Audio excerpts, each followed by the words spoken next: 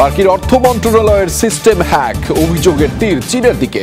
ওয়াশিংটনকে অপপ্রচার বন্ধ করে সঠিক তদন্তের পরামর্শ বেইজিং এর। এবার দক্ষিণ কোরিয়ার অভিসংশোধিত প্রেসিডেন্ট ইউন সুক ইয়েলের বিরুদ্ধে গ্রেফতারি পরোয়ানা জারি। ক্ষমতার অপব্যবহার এবং তদন্তে অসহযোগিতার অভিযোগ।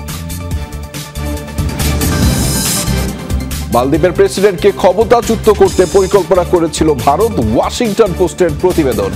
অভিশংসনের লক্ষ্যে 40 দিকে রয়ের ঘুষের প্রস্তাব।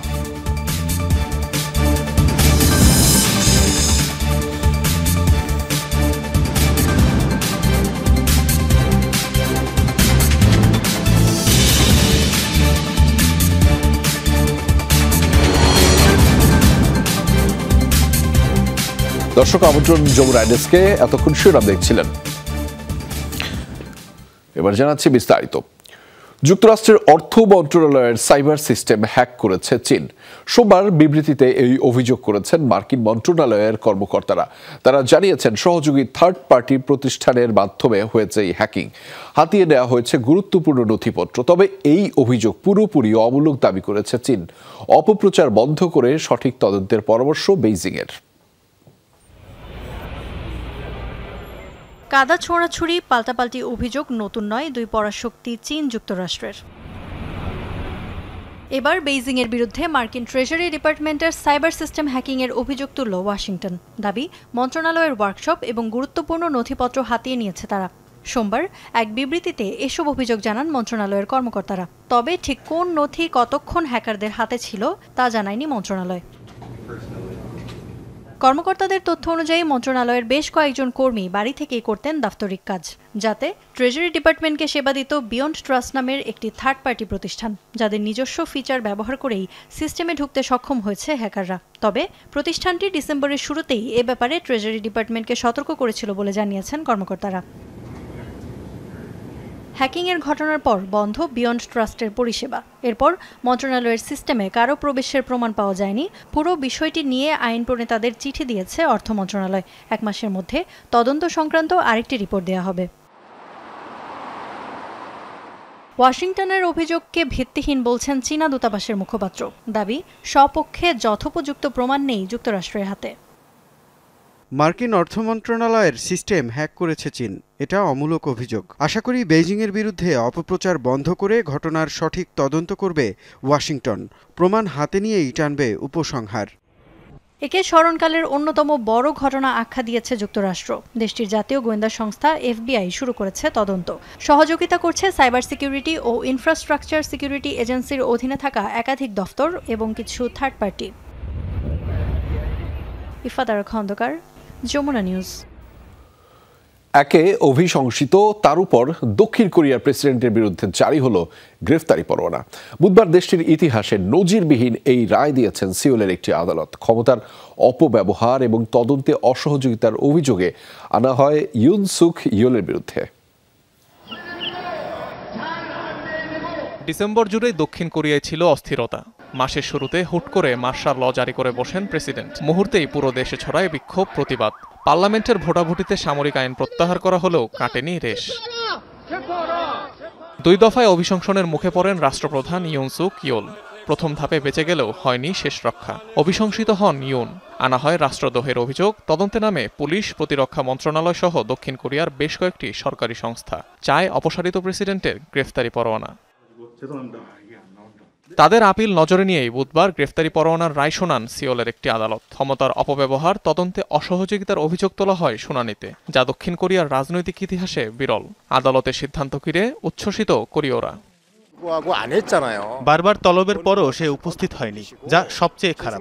ইউন যখন সামরিক আইন জারি করেছিল তখনই তাকে গ্রেফতার করা উচিত ছিল। দেরিতে হলেও আদালতের সিদ্ধান্ত আশাব্যঞ্জক। 21 শতকেও ইউন সামরিক আইন ঘোষণা করেছেন, যা সম্পূর্ণ অযৌক্তিক। বর্তমান যে পরিস্থিতির সৃষ্টি হয়েছে এজন্য তিনি একাই দায়ী। তবে ইউনের আইনজীবীর অভিযোগ, অবৈধভাবে জারি হয়েছে এই পরোয়ানা। যাদের অনুমোদন নেই এমন সংস্থার আবেদনের প্রেক্ষিতে ওয়ারেন্ট জারি করা হয়েছে। তার চেয়েও দুঃখজনক হলো, তদন্ত কেন্দ্রীয় জেলা আদালতের অধীনে পড়লেও পরোয়ানা ইস্যু করেছে পশ্চিমাঞ্চলীয় আদালত। অভিশংসিত প্রেসিডেন্টের ভাগ্যে কি ঘটবে তা নিয়ে চলছে দোলাচল। রাষ্ট্রদ্রোহিতার অভিযোগ প্রমাণিত হলে সর্বোচ্চ শাস্তি হতে পারে মৃত্যুদণ্ড, যদিও তা প্রমাণ খুব সহজ হবে না, কারণ 180 দিনের মধ্যে আইনিভাবে কার্যকর করতে হবে অভিশংসন। অন্যদিকে 4 মাস পরই শেষ হবে বিচারপতিদের মেয়াদ, আবার নতুন বিচারক নিয়োগ দেওয়ার এখতিয়ারও নেই ভারপ্রাপ্ত প্রেসিডেন্টের। সব মিলিয়ে আইনি জটিলতায় পড়তে হতে পারে দক্ষিণ কোরিয়াকে। অভিশংসিত হওয়ায় কর্তৃত্ব হারিয়েছেন ইয়োল, তবে সাংবিধানিক আদালত তাকে অপসারণ বা পুনর্বহাল না করা পর্যন্ত পদে বহাল থাকবেন তিনি। অনিক রহমান, যমুনা নিউজ। দক্ষিণ কোরিয়ায় বিমান দুর্ঘটনায় প্রাণহানির জন্য রানওয়ে সংলগ্ন দেয়ালকেই দায়ী করেছেন বিশেষজ্ঞরা। বুয়ান এয়ারপোর্টের রানওয়ের শেষ অংশে থাকা ওই কংক্রিটের দেয়ালের সাথে সংঘর্ষের ফলে বিস্ফোরণ হয় বিমানটিতে, ফলে প্রাণ যায় 179 আরোহীর। বিশ্লেষকরা বলছেন, দেয়াল না থাকলেই গতি কমে থেমে যেত বিমানটি, ফলে এড়ানো সম্ভব হতো প্রাণহানি। দক্ষিণ কোরিয়ার মুয়ান এয়ারপোর্টে চলছে বিধ্বস্ত বিমানের ধ্বংসস্তূপের মধ্যে তল্লাশি। দুর্ঘটনার কারণ জানতে সর্বোচ্চ চেষ্টা চালিয়ে যাচ্ছেন তদন্ত কর্মকর্তারা। রোববারের ওই দুর্ঘটনায় 181-র মধ্যে প্রাণ যায় 179 জনেরই। এখন পর্যন্ত তদন্ত কর্মকর্তারা বলছেন, পাখির ঝাঁকির সাথে ধাক্কা খাওয়ার কারণে বিমানটিতে যান্ত্রিক ত্রুটি দেখা দিলেও রানওয়ের পরে থাকা দেয়ালের সাথে সংঘর্ষে বিস্ফোরণ হয় বিমানটিতে। রানওয়ে শেষ হওয়ার মাত্র 820 ফিট দূরে কেন কংক্রিটের দেয়াল নির্মাণ করা হলো তাই নিয়ে উঠেছে প্রশ্ন। এ অবস্থায় বিশেষজ্ঞরা বলছেন, রানওয়ের পরে দেয়াল না থাকলে এই প্রাণহানি হতো না। গতি কমে বিমান থেমে গেলে সহজেই উদ্ধার করা সম্ভব হতো আরোহীদের, কিন্তু কংক্রিটের দেয়ালের সাথে ধাক্কা লেগে বিস্ফোরিত হয় পুরো বিমান, যাতে প্রাণ যায় আরোহীদের। তদন্তের সময় আমরা যা দেখেছি তা খুবই দুঃখজনক এবং অস্বাভাবিক। এটাই আমাকে সবচেয়ে বেশি অবাক করেছে যে রানওয়ের পরে কংক্রিটের দেয়াল কেন থাকবে। গতি কমে আসলে বিমান এমনিই থেমে যেত এবং আরোহীরা সেখান থেকে বেঁচে ফিরতে পারতেন। এদিকে দক্ষিণ কোরিয়া কর্তৃপক্ষ বলছে, এখন পর্যন্ত 174 জন নিহত আরোহীর পরিচয় শনাক্ত করা সম্ভব হয়েছে। মীর মুশফিক হাসান, যমুনা নিউজ। বিমানের পেছনের অংশে থাকার কারণে বেঁচে যান বিধ্বস্ত হওয়া কোরিয়ান উড়োজাহাজের 2 ক্রু। বেঁচে যাওয়া ওই ক্রু দুজনের নাম লি এবং কৌন। তারা বিমানের পেছনের দিকে বসেছিলেন। রানওয়ে থেকে দ্রুত গতিতে ছিটকে গিয়ে পার্শ্ববর্তী দেয়ালে আঘাত হানে বিমানটি। এরপর তাতে বিস্ফোরণের পর আগুন ধরে যায়, কিন্তু ওই 2 ক্রু পেছন দিকে থাকায় দগ্ধ হওয়া থেকে বেঁচে যান। দুজনেই গুরুতর আহত হন, তবে তাদের জীবন এখন শঙ্কামুক্ত। চিকিৎসকরা জানিয়েছেন, দুর্ঘটনার কারণে দুজনেরই স্মৃতিভ্রমের সমস্যা দেখা দিয়েছে।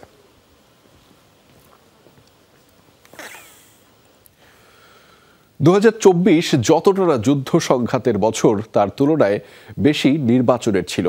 বিশ্বের কমপক্ষে 60টি দেশে এবছর হয়েছে নির্বাচন। বেশিরভাগ দেশেই ক্ষমতাসীনদের মেনে নিতে হয়েছে পরাজয়। ইউরোপ জুড়ে ডানপন্থীদের হারিয়ে উত্থান হয়েছে বাম ও মধ্যপন্থীদের। নিয়মতান্ত্রিক ক্ষমতা বদলের পাশাপাশি তৈরি হয়েছে সিরিয়ার মতো ব্যতিক্রমী উদাহরণও। বিভিন্ন গবেষণা সংস্থার তথ্য মতে, মূল্যস্ফীতি, গণতন্ত্র চর্চা নিয়ে হতাশা আর ক্ষমতার অপব্যবহার নিয়ে জনগণের ক্ষোভের বহিঃপ্রকাশই দেখা গেছে চলতি বছরের নির্বাচনগুলোয়। বিশ্বজুড়ে ক্ষমতাসীন দলগুলোর জন্য 2024 সাল ছিল একটি পরাজয়ের বছর। বছরের অন্যতম আলোচিত নির্বাচন মার্কিন প্রেসিডেন্ট নির্বাচন। ক্ষমতাসীন ডেমোক্র্যাটদের হারিয়ে জয়ী হয়েছে রিপাবলিকানরা। শুধু তাই নয়, কংগ্রেসের 2 কক্ষেই সংখ্যাগরিষ্ঠতা অর্জন করেছে ট্রাম্পের রিপাবলিকান পার্টি। পরপর তৃতীয়বারের মতো এবছর ক্ষমতাসীন দলের পরাজয় হলো মার্কিন নির্বাচনে। যুক্তরাজ্যেও ক্ষমতাসীন কনজারভেটিভ পার্টির 14 বছরের শাসনের অবসান ঘটিয়ে জয়ী হয় বামপন্থী লেবার পার্টি। ক্ষমতাসীন দলের সবচেয়ে নাটকীয় পরাজয় বলা যেতে পারে বতসোয়ানার ডেমোক্রেটিক পার্টির পরাজয়কে।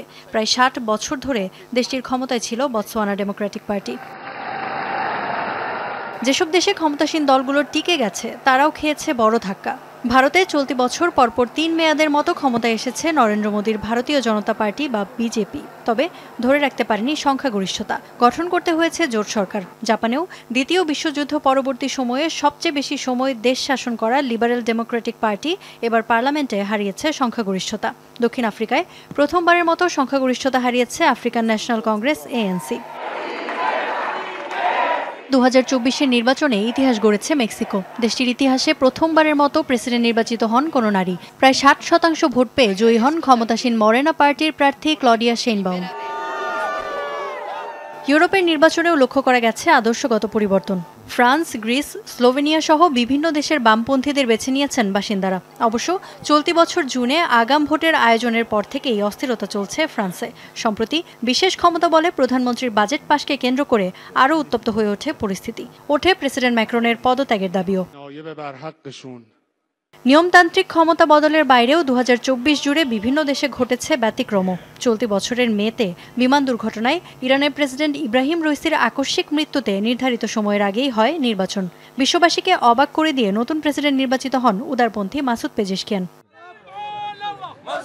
মধ্যপ্রাচ্যের আরেক দেশ সিরিয়ায় গেল নভেম্বরের শেষ দিকে হঠাৎ মাথাচাড়া দিয়ে ওঠে বিদ্রোহীরা। তাদের অভিযানের মুখে মাত্র 11 দিনের মাথায় দেশ ছেড়ে পালাতে বাধ্য হন 2 যুগের শাসক বাশার আল আসাদ। দক্ষিণ কোরিয়ার রাজনীতিতেও দেখা দিয়েছে জটিলতা। ডিসেম্বরের শুরুতে আকস্মিক সামরিক আইন জারি করে অভিশংসিত হন প্রেসিডেন্ট ইয়ন সুক ইয়োল। তার বিরুদ্ধে আনা হয় রাষ্ট্রদ্রোহিতার অভিযোগও। আদালতে চলছে যার বিচার। ভারপ্রাপ্ত প্রেসিডেন্টের দায়িত্ব নেন প্রধানমন্ত্রী হান ডাকসু। মাত্র 2 সপ্তাহের ব্যবধানে অভিশংসিত হন তিনিও। বর্তমানে প্রেসিডেন্টের দায়িত্ব পালন করছেন অর্থমন্ত্রী চোই সাংমুক। পিউ রিসার্চ সেন্টারের তথ্য মতে চলতি বছর ক্ষমতাসীন দলগুলোর ভরাডুবির মূল কারণ অর্থনৈতিক মন্দা। তাছাড়া গণতন্ত্রের কার্যকারিতা নিয়ে হতাশাও ছিল আরেকটি বড় কারণ। ইফাতারা খন্দকার, যমুনা নিউজ। মার্কিন কংগ্রেসের নিম্নকক্ষ বা প্রতিনিধি পরিষদের স্পিকার হিসেবে মনোনয়ন পেলেন মাইক জনসন। সোমবার ট্রুথ সোশ্যাল মিডিয়ায় এক পোস্টে বিষয়টি জানিয়েছেন নবনির্বাচিত প্রেসিডেন্ট ডোনাল্ড ট্রাম্প। অবশ্য পার্লামেন্টে মাইক জনসন এ দায়িত্ব পালন করতে পারবেন কিনা তা এখনও নিশ্চিত নয়। শুক্রবার মার্কিন কংগ্রেসের 119তম অধিবেশনে ভোটাভুটির মাধ্যমে তা চূড়ান্ত হবে। শুরু থেকেই ট্রাম্প শিবিরের একনিষ্ঠ সদস্য 52 বছরের মাইক এবারের প্রচারণাতেও ছিল তার মুখ্য ভূমিকা। 2016 সালে প্রথমবার স্পিকার হিসেবে নির্বাচিত হন মাইক জনসন। রক্ষণশীল নীতির কারণে ব্যাপক পরিচিতি লুইজিয়ানার এই রিপাবলিকান নেতার। 14 মাস ধরে চলা সংঘাতের সবচেয়ে করুণ সময় কাটাচ্ছে গাজাবাসী। ইসরায়েলি সেনাদের নির্বিচার হামলা তো চলছেই, প্রকৃতিও দেখাচ্ছে বৈরী আচরণ। প্রচণ্ড শীতের মধ্যেই হচ্ছে বৃষ্টি, পানি নিষ্কাশন ব্যবস্থা ভঙ্গুর হওয়ায় প্লাবিত হচ্ছে তাঁবু। রাতে তাপমাত্রা নামছে 10 ডিগ্রি সেলসিয়াসেরও নিচে। সাথে সমুদ্রের হিমশীতল বাতাস, নেই পর্যাপ্ত শীতের কাপড়। গেল 1 সপ্তাহে ঠান্ডাজনিত রোগ হাইপোথার্মিয়ায় প্রাণ হারিয়েছে 7 জন, যার মধ্যে 6 জনই নবজাতক। এদিকে বেসামরিকদের আবাস লক্ষ্য করে চলছে ইসরায়েলি বোমা বর্ষণ। হামাস নিয়ন্ত্রিত স্বাস্থ্য মন্ত্রণালয়ের তথ্য মতে 24 ঘন্টায় ইসরায়েলি হামলায় নিহত হয়েছে কমপক্ষে 27 ফিলিস্তিনি, আহত হয়েছেন আরও অনেকে।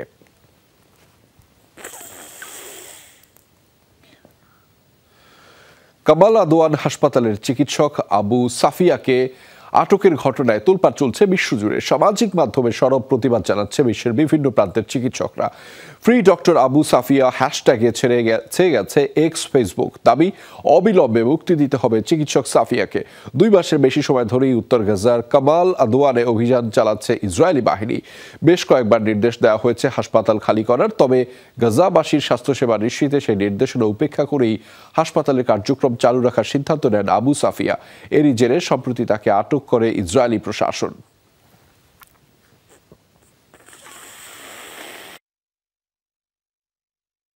মালদ্বীপের প্রেসিডেন্ট মোহাম্মদ মুইজ্জুকে ক্ষমতা থেকে সরাতে চক্রান্ত করেছিল ভারত। মুইজ্জুকে অভিশংসনের লক্ষ্যে মালদ্বীপের ক্ষমতাসীন ও বিরোধী দলীয় 40 এমপিকে ঘুষের প্রস্তাব দেয় ভারতীয় গোয়েন্দা সংস্থা র। বিশেষ এক প্রতিবেদনে এমনটি জানিয়েছে আন্তর্জাতিক গণমাধ্যম ওয়াশিংটন পোস্ট। তবে যথেষ্ট সমর্থন না পাওয়ায় মুইজ্জুকে অভিশংসনের পরিকল্পনা ভেস্তে যায় ভারতের। গেল বছর মালদ্বীপের নির্বাচনের আগেই ভারত বিরোধী বিভিন্ন বক্তব্য দিয়ে আলোচিত হন মোহাম্মদ মুইজ্জু। নির্বাচনে জয় পেয়েই তার দেশ থেকে ভারতীয় সেনাদের বহিষ্কারের উদ্যোগ নেন। অন্যদিকে ঘনিষ্ঠতা বাড়ান চীনের সাথে। আন্তর্জাতিক গণমাধ্যম ওয়াশিংটন পোস্ট বলছে, মুইজ্জুকে ক্ষমতাচ্যুত করতে উদ্যোগ নেয় ভারত। এ লক্ষ্যে চলতি বছরের শুরুতেই মালদ্বীপের বিরোধী নেতাদের সাথে আলোচনায় বসে ভারতীয় গোয়েন্দা সংস্থা র। উদ্দেশ্য ছিল মুইজ্জুকে অভিশংসিত করা। ডেমোক্রেটিক রিনিউয়াল ইনিশিয়েটিভ নামের একটি গোপন নথি উদ্ধার করেছে ওয়াশিংটন পোস্ট, যাতে বলা হয় ক্ষমতাসীন ও বিরোধী দলীয় 40 এমপিকে ঘুষের প্রস্তাব দেওয়া হয়। মইজুকে অপসারণ নিশ্চিত করতে সামরিক বাহিনী, পুলিশ সহ প্রভাবশালী অপরাধী চক্রকেও অর্থ দেওয়ার প্রস্তাব দেওয়া হয়। সব মিলিয়ে প্রায় $60 লাখ ব্যয়ের পরিকল্পনা করে ভারত। ওয়াশিংটন পোস্ট বলছে, মইজুকে অভিশংসনের জন্য যথেষ্ট সমর্থন জোগাড় করতে ব্যর্থ হয় এ পরিকল্পনা বাস্তবায়ন করা সম্ভব হয়নি। এদিকে এই প্রতিবেদন ইস্যুতে এখনও মালে কিংবা দিল্লির পক্ষ থেকে আনুষ্ঠানিক কোনো প্রতিক্রিয়া আসেনি। মীর মুশফিক হাসান, যমুনা নিউজ। সংযুক্ত আরব আমিরাতের মধ্যস্থতায় 3 শতাধিক যুদ্ধবন্দীকে বিনিময় করল রাশিয়া ইউক্রেন। সোমবার নিশ্চিত করা হয় বিষয়টি। রাশিয়ার প্রতিরক্ষা মন্ত্রণালয় জানিয়েছে 150 রুশ সেনার বিনিময়ে সমসংখ্যক ইউক্রেনীয় বন্দীকে মুক্তি দেওয়া হয়েছে। তবে কিয়েভের দাবি, ঘরে ফিরেছে 179 বন্দী। এসব সেনা সদস্যরা মারিউপোল, অ্যাজোভস্টল, চেরনেভিল এবং কৃষ্ণ সাগরের স্নেক আইল্যান্ডে কর্মরত ছিলেন। 2022 সালে যুদ্ধ শুরুর পর মোট 60 দফার বন্দী বিনিময় হয়েছে। মস্কো কিয়েভের মধ্যে মুক্তি পেয়েছেন প্রায় 4000 ইউক্রেনীয় সেনা ও বেসামরিক।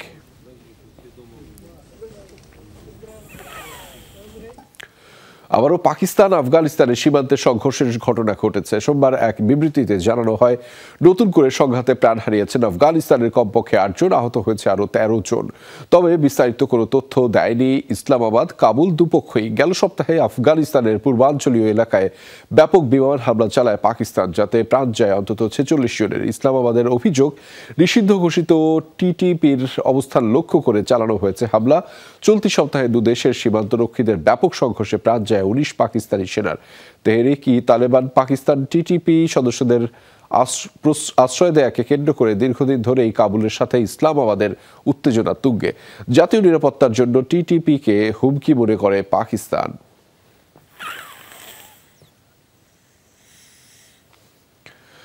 আফগানিস্তানের নারী কর্মী নিয়োগ দিচ্ছে এমন এনজিওর কার্যক্রম বন্ধের ঘোষণা দিল তালেবান সরকার। রোববার সামাজিক যোগাযোগ মাধ্যম এক্সে এই তথ্য জানিয়েছে দেশটির অর্থ মন্ত্রণালয়। বিবৃতিতে সরাসরি নিষিদ্ধ ঘোষণা করা হয় নারী কর্মসংস্থান। বলা হয়, জাতীয় ও আন্তর্জাতিক সব ধরনের প্রতিষ্ঠানের সব কার্যক্রম নিবন্ধন সমন্বয় হতে হবে অর্থ মন্ত্রণালয়ের তত্ত্বাবধানে। নারীদের কর্মসংস্থানে এমন বাধাকে আন্তর্জাতিক আইনের লঙ্ঘন আখ্যা দিচ্ছে অনেক মানবাধিকার সংস্থা। নিষেধাজ্ঞা তুলে নেয়ার আহ্বান জানিয়েছে জাতিসংঘ। এর আগে 2022 সালেও আন্তর্জাতিক এনজিওগুলোকে নারী কর্মী নিয়োগের উপর বিধিনিষেধ আরোপ করেছিল আফগান সরকার। 6ষ্ঠ শ্রেণীর পর নারীদের শিক্ষাও নিষিদ্ধ করা হয়েছে আফগানিস্তানে।